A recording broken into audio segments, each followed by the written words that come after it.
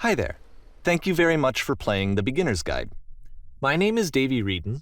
I wrote The Stanley Parable, and while that game tells a pretty absurd story, today I'm going to tell you about a series of events that happened between 2008 and 2011. We're going to look at the games made by a friend of mine named Coda.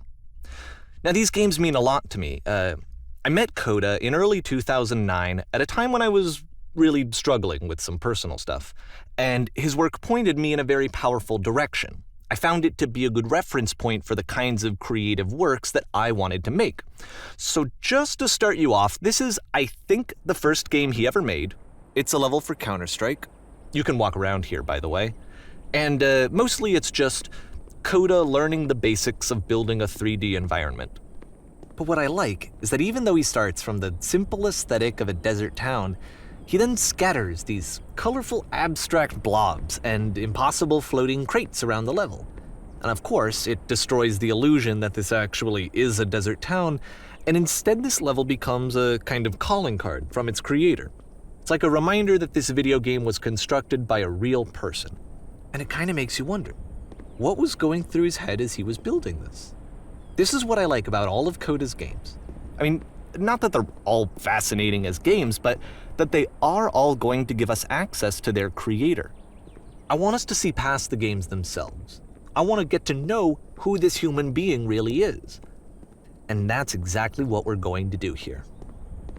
So, it's 2008, Coda starts making these games, and he never releases any of them. He doesn't put them onto the internet, he just makes them and then immediately abandons them, and they sit on his computer forever. And I think he really understood this image of himself as a recluse. At one point, he jokingly renamed his computer's recycling bin to Important Games Folder. So, this was just how he worked. He tended to crank them out one after the other without even really pausing to try to understand what he had just made, until suddenly one day, he just stopped. In 2011, that was it. He made his last game, and then he hasn't made another one since.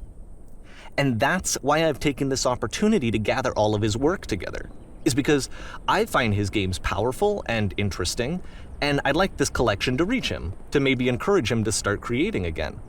And if the people like you who play this also happen to find his work interesting, then I'm sure it'll just send that much stronger of a message of encouragement to Coda. So thanks for joining me on this. If you have a particular interpretation that I haven't mentioned here, or if you just need to get in touch, you can email me at daveyWreden@gmail.com. Okay, that's about it for introduction. Let's take a look at Coda's first proper game. As each game is loading, I'll show you the date that it was completed. This first one was made in November 2008.